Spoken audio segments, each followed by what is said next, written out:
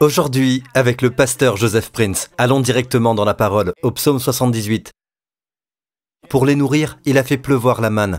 Il leur a donné le pain du ciel. Nos ancêtres ont mangé le pain des anges. Dieu leur a envoyé de la nourriture en abondance. J'aime cette phrase. Nos ancêtres ont mangé le pain des anges. Et pourtant, le pain des anges n'est pas l'expression appropriée pour l'hébreu ici.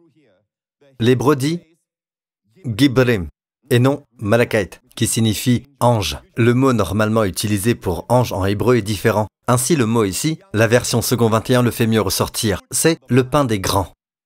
Ce n'est pas le pain des anges, mais c'est le pain des grands. Dieu veut nous nourrir. Dieu dit, il a donné aux enfants d'Israël le pain des grands. Et qu'est-ce que c'est? La manne du ciel. La manne est le pain du ciel. La manne qui venait chaque jour à leur réveil. La Bible le dit si bien dans Nombre 11, 9. Il est dit, quand la rosée descendait, la manne y descendait aussi. Regardez cela. Quand la rosée descendait la nuit sur le camp, la manne y descendait aussi.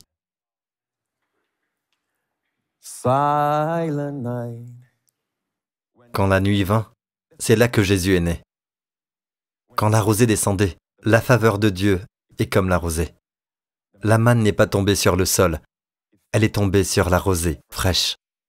Elle n'a jamais été sale, elle n'est jamais tombée sur le sol, elle est tombée sur la rosée.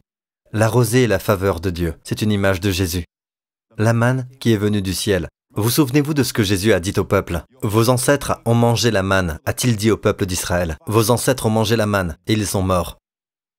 Mais je suis le pain vivant descendu du ciel. Si quelqu'un mange de ce pain, il vivra éternellement. Maintenant, pensez-y, de quelle mort parlait-il? D'abord et avant tout, il leur dit, vos ancêtres ont mangé la manne dans le désert. Et ils sont morts. Comment sont-ils morts? Ils sont morts physiquement. C'est très évident. Mais ensuite il dit, je suis le pain vivant, descendu du ciel. Si quelqu'un mange de ce pain, il vivra éternellement. Il ne mourra jamais. Waouh! Et plus tard il dit, il a utilisé le mot en grec, celui qui mâche mon corps et qui boit mon sang. À moins que vous ne mâchiez mon corps et ne buviez mon sang, vous n'avez pas la vie en vous. Beaucoup de gens utilisent ce passage comme une expression de leur croyance en Jésus. Mais Jésus était très précis, il parle de son corps, de manger son corps et de boire son sang. J'ai l'impression que nous avons manqué quelque chose ici, n'est-ce pas? Oui, on ne naît pas de nouveau en prenant la communion, mais on reçoit sa vie chaque fois que l'on y participe. Sa vie triomphante, sa vie royale, sa vie sans maladie. Chaque fois que vous y participez, la vie d'un être est dans le sang, n'est-ce pas? Et cette vie est disponible pour vous et moi, à travers la communion. Mais je vais vous dire ce qui est arrivé à Israël pendant les 40 ans passés dans le désert. Ils se sont habitués à la manne. Et dans Nombre 11, regardez ceci. Dans Nombre 11, au même chapitre, quelques versets auparavant, il est dit, ils se sont plaints en disant, nous nous souvenons des poissons que nous mangions et qui ne nous coûtaient rien. Premièrement, ils n'ont jamais mangé gratuitement car ils étaient esclaves. Alors, ils dirent, nous nous souvenons des poissons que nous mangions en Égypte et qui ne nous coûtaient rien, des concombres, des melons, des poireaux, des oignons et des gousses d'ail. Avez-vous compté le nombre d'aliments dans cette liste? Exactement 6. Le nombre d'hommes. Poissons, concombres 2, melons 3, poireaux 4, oignons 5, ail 6. Et après avoir mangé tous ces aliments, tout le monde sait que vous les avez mangés. Maintenant, dirent-ils, maintenant, notre gosier est desséché. Plus rien, nos yeux ne voient que de la manne. La version Semeur dit, nous sommes privés de tout, rien que de la manne. Toujours de la manne. De la manne encore et encore. C'est ce qu'il disait. Et pouvez-vous imaginer que le pain du ciel, le pain des grands n'est plus rien pour eux? Ils disent, notre gosier est desséché. Plus rien, nos yeux ne voient que de la manne. Mais attendez, je ne comprends pas. Le pasteur Prince prêche toujours sur Jésus. Toujours Jésus. Attendez, il n'a rien d'autre? Non, mon ami. Tout est centré sur lui. Mais chaque fois que vous l'écoutez, il y a quelque chose de nouveau, de puissant pour votre vie. Amen. Quand vous le voyez, vous êtes transformé. Quand vous le voyez, vous êtes nourri. Quand vous le voyez, vous êtes délivré. Quand vous le voyez, vous êtes guéri. Quand vous le voyez, vous êtes transformé, de gloire en gloire. Même votre mariage peut être transformé, rien qu'en regardant Jésus. Le problème est que le diable essaie de nous empêcher d'avoir les regards sur lui, d'avoir les regards sur Jésus, le chef et le consommateur de la foi. Détournez même le regard de tous les grands héros de la foi dans Hébreux 11. Par la foi Abraham, par la foi Moïse, par la foi Josué, par la foi. Détournez les regards de ces personnes. Le chapitre suivant dit « Ayez les regards sur Jésus seul. Ils ont tous échoué. » Jésus n'a jamais échoué. Amen. Donc remerciez Dieu pour chaque sermon qui met Jésus en face de vous. Ceux qui se plaignent « Oh, n'y a-t-il rien d'autre que Jésus ?» Vous savez ce qui leur est arrivé? À la fin du chapitre, il y a un endroit situé dans le désert appelé Kibrot Hatava, Kéber ou Kibrot, qui veut dire les tombes. Hatava signifie envie, désir ou péché, les péchés de luxure. Ils désiraient quelque chose de plus que la manne. Ils sont tous morts et ont été enterrés dans le désert. Vous pensez que c'est fini, n'est-ce pas? C'est le livre des Nombres, d'accord? Mais si vous vous rendez au chapitre suivant, au chapitre 21, l'Éternel dit à Moïse, une autre histoire s'est produite, quelque chose s'est passé dans le désert. C'était le chapitre précédent, le même livre. Ici, nous avons l'errance. Et puis ici, il était nécessaire pour Dieu de dire à Moïse, l'Éternel dit à Moïse, fais-toi un serpent brûlant et mets-le sur une perche. Et il arrivera que quiconque sera mordu et le regardera, vivra. Fais-toi un serpent brûlant et mets-le sur une perche. Et si vous regardez bien, la perche est comme ceci et il y a une croix, de sorte que le serpent peut s'enrouler autour. Vous me suivez jusqu'ici? Et Jésus dit à Nicodème, dans Jean 3, tout comme Moïse a élevé le serpent, il faut aussi que le Fils de l'homme soit élevé. Il est le serpent brûlant, ce serpent en bronze, qui a été fait par Moïse. D'accord? Par Moïse, car Dieu l'a instruit et l'a placé à la croix, comme une image de ce qui allait arriver. Lorsque Jésus meurt à la croix, quiconque le regarde vivra. Votre apparence n'a pas d'importance. Vous pouvez regarder avec les yeux bleus, marron, noirs. Cela n'a pas d'importance. Il ne s'agit pas de vos yeux, mais de lui. Ne regardez pas à vos symptômes, ne regardez pas à vos ténèbres, ne regardez ni à votre condition, ni à ce que vous avez perdu, mais regardez à sa puissance salvatrice. Amen. Ayez les regards sur lui seul. Puis-je avoir un bon amen? Et quiconque le regarde vit. Il y avait ceux qui regardaient la morsure du serpent. D'accord? Mais que s'est-il passé? Ce qui s'est passé, c'est que Dieu les a protégés tout au long de leur traversée du désert. Alors qu'est-ce qui s'est passé qui a fait que les serpents sont venus? Les serpents ont toujours été dans le désert, et ce sont des serpents brûlants. Autrement dit, lorsqu'ils vous mordent, vous sentez le feu dans vos veines. Ce sont des serpents brûlants, venimeux. Ils ont toujours été dans le désert, mais ils ne les avaient jamais blessés jusqu'à ce que quelque chose se passe. Regardons verset dans ce même chapitre, quelques versets en arrière. Et le peuple parla contre Dieu et contre Moïse. Pourquoi nous avez-vous fait monter hors d'Égypte? Pour mourir dans le désert? Car il n'y a pas de pain, et il n'y a pas d'eau, et notre âme est dégoûtée de ce pain misérable. L'Éternel envoya parmi le peuple les serpents brûlants, et ils mordaient le peuple. Et de ceux d'Israël, il mourut un grand peuple. Je vous montre ceci parce que toutes ces choses se sont produites pour nous servir d'exemple, pour que nous apprenions que Jésus sur la croix, ce serpent brûlant sur la croix, est une image de quoi? De la guérison. D'accord? Oui, le salut ainsi que la guérison. D'accord? Jésus sur la croix. Le serpent sur la croix. Il y a ceux qui soutiennent de nos jours que le symbole de la médecine, le serpent sur une croix, c'est de l'occultisme. C'est intéressant, car il y a une sorte de bâton et il y a un serpent sur l'emblème de la médecine. Donc ils ont été mordus par des serpents, et le remède est de regarder à la croix. En fait, la manne qu'ils ont mangée était aussi Jésus. Un aspect du Christ. S'ils avaient mangé sans se plaindre, ils auraient été maintenus en bonne santé, et les serpents tenus à l'écart. Il y a beaucoup de serpents dans ce monde. Beaucoup de serpents vont vous mordre. Ils vont vous mordre avec une maladie, ou une autre, ou encore une autre, ou une autre. Je me fiche du nombre de maladies qui existent dans le monde. Vous pouvez enchaîner les analyses de sang, cela ne sera jamais suffisant. Même après avoir fait plusieurs tests sanguins, 4 ou 5 mois s'écoulent très vite, puis votre esprit se met à cogiter à nouveau. Peut-être que tu as besoin de faire un autre test. Je ne dis pas de ne pas faire de tests sanguins. Je vous dis juste que de nombreuses maladies existent. Allez-vous vous concentrer sur chacune d'elles? Chaque ail, chaque oignon et autres? Allez-vous vous nourrir de ces choses? Ou allez-vous regarder à Jésus? Comme seule et unique réponse, peu importe ce que vous avez, Jésus est la réponse. Amen. Mais au lieu de cela, vous savez ce qu'ils disent? Il n'y a pas de pain, il n'y a pas d'eau, ce qui est totalement faux. Chaque fois qu'ils avaient besoin d'eau, il y avait de l'eau. Et comment ont-ils décrit la manne? Notre âme est dégoûtée. Quelle expression! Nous avons en dégoût ce pain misérable. Ce mot « misérable » est la racine du mot « malédiction », qui est « prendre à la légère », kalal. Il existe peu de mots qui désignent la malédiction. Un de ces mots est « arar », l'autre kalal. Ce sont les deux principaux. Kalal signifie prendre à la légère. Vous savez, lorsque vous prenez à la légère ce que votre femme ou votre époux a dit, que vous prenez à la légère ce que vos enfants ont dit, en fait, vous êtes en train de les maudire. Alors que la gloire, le mot gloire est kavod, le poids, la densité. Quand vous leur donnez du poids, ainsi qu'à leurs paroles, que vous preniez le temps de les écouter avec les yeux et les oreilles, vous leur donnez de la gloire. Vous les revêtez de gloire. Amen. Donc c'est l'expression « prendre à la légère ». C'est ce qu'ils disent. Une autre version dit « Notre âme est ennuyée de ce pain si léger ». Ils appellent la manne du pain léger. Donc nous avons la communion. Vous savez ce que certains disent? Chaque jour, communion. Chaque dimanche. Communion, communion, communion. Amen. Et s'il vous plaît, peuple de Dieu, je suis très radical à ce sujet car je pense que l'Église est tombée bien bas, d'accord? Alors l'Éternel envoya les serpents brûlants. C'est intéressant, n'est-ce pas? C'est la nourriture du champion. C'est pour les grands.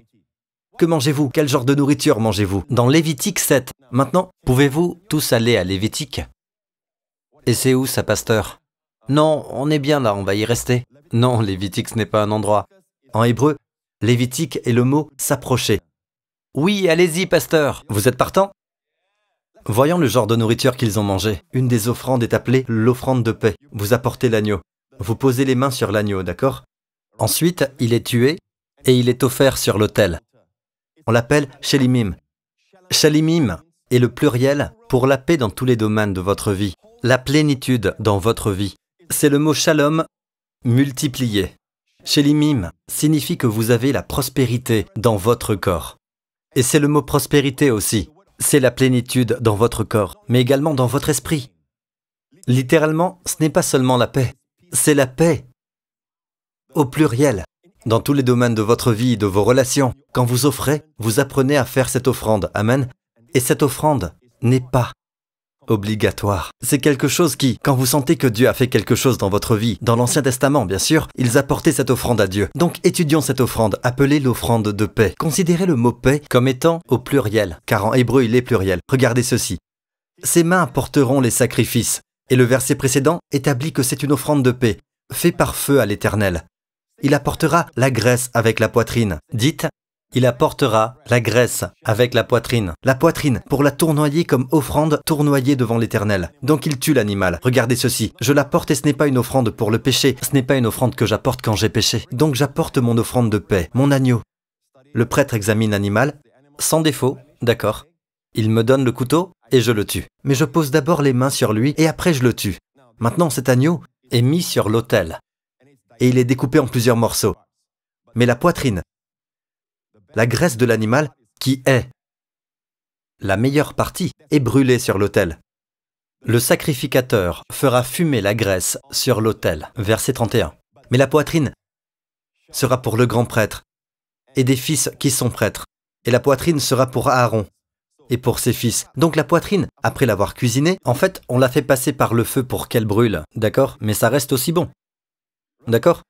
Savez-vous ce qu'on fait de la poitrine? La poitrine est donnée au prêtre. Au grand prêtre d'abord. C'est la nourriture du champion. Et c'est la nourriture de tous les fils d'Aaron. Savez-vous que vous êtes tous aujourd'hui les fils d'Aaron? Maintenant, le texte ici fait référence à Jésus, qui est Aaron, notre Aaron céleste. Et Aaron était alors le grand prêtre. Qui est notre grand prêtre aujourd'hui? Jésus. Et ses fils, nous tous. D'accord? Vous avez compris? Ce qui nous appartient d'abord à notre grand prêtre. Vous savez que c'est lui qui a été sacrifié à la croix comme une offrande de paix. Mais qu'en est-il de lui? Quand vous lisez la Bible, que cherchez-vous? Vous cherchez son amour. Vous êtes ce que vous mangez. Vous êtes ce que vous mangez. Ils se nourrissent de l'amour de Jésus. Non seulement Jésus lui-même se nourrit de son amour. Vous savez comment? Quel aspect de son amour? Il se nourrit du fait qu'il vous aime. Il y prend plaisir, ce qui veut dire que sa nourriture est de vous aimer.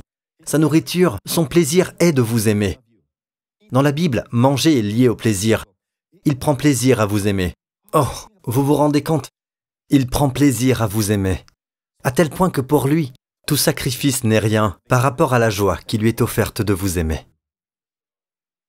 Donc, il vous nourrit de sa propre poitrine. Et ensuite, ses fils se nourrissent. Nous nous nourrissons de son amour pour nous. Il se nourrit de son amour pour nous. Êtes-vous avec moi?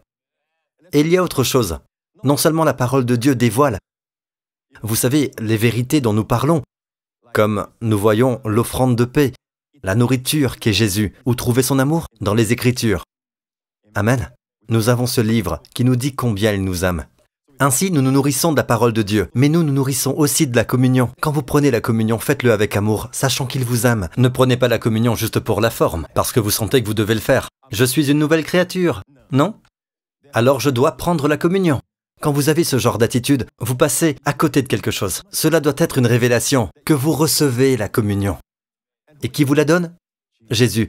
Imaginez-le chaque matin dans votre maison. Il se prépare tôt le matin. Vous ne pensez pas à ça le matin, mais il attend simplement que vous le receviez. Avez-vous passé du temps avec lui? Si ça reste ainsi, ça ne deviendra pas un rituel. Ça ne deviendra pas légaliste. C'est quelque chose que vous recevez, pas quelque chose que vous faites. Abraham a reçu de Jésus. Le pain et le vin étaient les mains de Jésus. Il a reçu de Jésus. Amen. Amen. Donc, quand vous recevez et que vous mangez, sachez qu'il vous aime. Ceci est mon corps, qui est rompu pour vous. Réfléchissez à ces deux mots. Pour vous. Pour vous. Mon corps a été rompu pour vous. Mon sang a coulé. Pour qui? Pour vous. Amen. Ressentez l'amour de Dieu, ne le mangez pas. Mécaniquement, d'accord? C'est pourquoi je remercie Dieu que ce livre soit disponible. Et ainsi toute la sagesse comprimée au cours des années que Dieu a dévoilée durant la Sainte Seine est mise dans le livre. Et tout le monde peut le lire. Amen. Et être amené à connaître les vérités les plus importantes à ce sujet. Et s'en nourrir. Et l'une des expériences que je vis quand je parcours la Bible est de ressentir que Dieu m'aime. Une conviction de plus en plus forte que Dieu m'aime. Donc nourrissez-vous de son amour. Et à chaque fois que vous allez prendre la communion, pensez à son amour. Ne dites pas juste « par ses meurtrissures, je suis guéri ». Pourquoi a-t-il accepté ces meurtrissures? Voyez-le être battu, fouetté. Par ses meurtrissures, je suis guéri. Par ses meurtrissures, votre tension est guérie. Par ces meurtrissures, votre migraine s'en va. Par ces meurtrissures, votre foie est remise en état.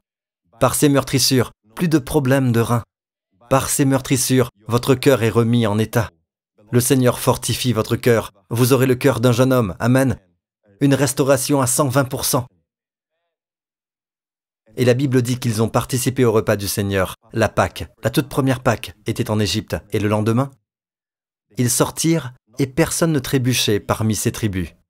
Le mot trébucher ici est le même mot pour boiter. Personne ne boitait alors qu'ils sortaient. C'est également le mot hébreu pour boiter. Aucun d'entre eux n'avait de problème aux jambes. Quand ils étaient esclaves, ils travaillaient jour après jour. Ils se blessaient au dos, ils se blessaient aux jambes ou ailleurs. Et désormais, aucun problème de dos, ils peuvent marcher droit. Savez-vous, sur les 3 millions de personnes, combien étaient des personnes âgées? Ils étaient là depuis des années. Beaucoup étaient âgés, mais ils marchaient tous droits. Nous n'avons pas encore abordé, vous savez, la plénitude. Pasteur Prince, pourquoi ne puis-je pas prendre la communion sans connaître l'enseignement? Parce que Dieu œuvre avec la foi. La foi est la monnaie du ciel. Si vous allez au Japon, vous devez avoir des yens. Si vous allez dans certains pays européens, vous devez avoir des euros. Amen. N'ai-je pas raison? Avec Dieu, la transaction est que si vous lui montrez votre foi, il vous montrera la provision. Et la foi ne vient pas simplement parce que vous dites que vous l'avez. La foi vient de ce que l'on entend, et ce que l'on entend vient de la parole de Dieu, ou en lisant la parole. Vous entendez la parole de Dieu qui est déclarée dans le livre. Si je recommande mon livre, c'est parce que je me connais. Je sais qu'il n'y a aucune tromperie dedans. D'accord? Ne vous méprenez pas, ce n'est pas la Bible. Vous devez lire la Bible. Amen. Mais dans le cas où vous interprétez mal, que vous interprétez mal ou traduisez mal un verset, ce livre vous aidera. Amen. Donc je veux que vous compreniez à quel point la révélation est très importante. Il doit y avoir une fraîcheur dans la révélation. Amen. Maintenant, juste une vérité avant que je ne vous libère. Remarquez la poitrine qui est pour Aaron et ses fils. Gardez la fraîcheur de cette vérité dans votre cœur. Nourrissez-vous de l'amour de Jésus. Vous savez pourquoi? Il y a un commandement qui leur a été donné. Une fois que vous avez la viande, la poitrine, vous pouvez la manger. Allons à ce verset. D'accord? La viande du sacrifice de communion ou offrande de paix, offerte par reconnaissance, sera mangée le jour où on l'offre. On ne laissera rien jusqu'au lendemain matin. Maintenant, notez que l'offrande de paix est appelée le sacrifice de communion offert par reconnaissance. C'est l'Eucharistie, la Sainte Seine. La communion est appelée l'Eucharistie, car en grec, Eucharistie signifie reconnaissance. Voyez-vous cela? C'est l'image de la communion. Donc, lorsque vous participez, vous devez manger la viande le jour même. Il devait la manger le même jour. Qu'est-ce que cela nous dit? Quand nous prenons la Sainte Seine, prenons le pain comme s'il venait de mourir à l'instant.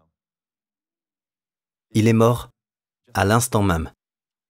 Ne le prenez pas comme « Oh, il est mort il y a 2000 ans, il y a si longtemps ». D'accord, il faut conserver la fraîcheur, et aussi la fraîcheur de la révélation. Vous savez, je n'aime pas prendre ce ton moralisateur. C'est pourquoi il est important que vous ayez des enseignements sur la communion, qui vous imprègnent, surtout quand vous traversez une épreuve dans votre foi. Car vous gardez les vérités fraîches. Ce n'est pas vivre selon des vérités que j'ai découvertes dans le passé. La foi ne vient pas en ayant entendu la parole. La foi vient de ce que l'on entend, encore et encore. Mes amis, si vous n'avez jamais mis votre confiance dans le Seigneur Jésus-Christ, laissez-moi vous dire ceci. Toute personne qui fera appel au nom du Seigneur sera sauvée. Il vous aime. Et il est mort à la croix pour vos péchés. Tout est effacé. Si vous mettez votre confiance en lui, cela devient effectif. Et vous êtes imputé. Il n'y a plus rien. Cela vous est imputé. Au moment où vous mettez votre confiance en Christ. Pas juste en Dieu, en Christ. Le Seigneur Jésus-Christ. Si c'est vous, où que vous soyez, en cet instant, faites cette prière. Pour que vous naissiez de nouveau. Que vos péchés soient pardonnés.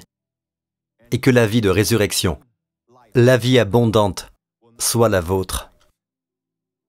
Au nom de Jésus. Si c'est vous, faites cette prière avec moi maintenant. Dites, Père Céleste, je te remercie pour l'amour que tu me portes, pour avoir envoyé ton Fils Jésus-Christ mourir pour mes péchés à la croix. Je te remercie, car tous mes péchés, passés, présents et futurs, ont été pris. Ils sont tous envoyés au loin. Et tu ne t'en rappelleras jamais. Merci, Père. Jésus-Christ est ressuscité d'entre les morts. Il a vaincu la mort pour moi. Je suis désormais en lui, car Jésus-Christ est mon Seigneur. Merci, Père, au nom de Jésus. Et tout le peuple dit « Amen, Amen, Amen ». Louons le Seigneur, levez-vous. Avez-vous été bénis? J'ai été béni en vous prêchant. Louez le Seigneur. Et je veux que vous sachiez que, quoi qu'il arrive dans le monde aujourd'hui, d'accord, ne soyez pas aspirés ni nourris par les mauvaises nouvelles. D'accord? Garderez-vous cela à l'esprit? Ce sera vos devoirs. Nourrissez-vous de la bonne nouvelle.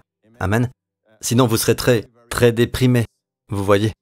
Les personnes qui conseillent les personnes dépressives finissent parfois en dépression, car elles se nourrissent des problèmes des personnes conseillées. Veillez à ne pas faire cela. Conseillez, mais nourrissez-vous de ces promesses. Nourrissez-vous de Jésus. Levez vos mains partout dans ce lieu. Cette semaine, le Seigneur vous bénit. Vous et vos bien-aimés. Le Seigneur vous garde, vous préserve, vous protège, vous et vos familles, de tout danger, des effets nocifs, de la pollution, de toute maladie, de la dépression, de la peur, de toutes les peurs et toutes les forces des ténèbres. Au nom du Seigneur Jésus, le Seigneur fait briller son visage sur vous et vous accorde sa grâce tout au long de cette semaine, vous et vos bien-aimés. Et le Seigneur vous accorde son shalom, la plénitude et le bien-être dans votre corps. Au nom du Seigneur Jésus-Christ. Et tout le peuple dit « Amen ». Que Dieu vous bénisse. Je vous aime, peuple de Dieu.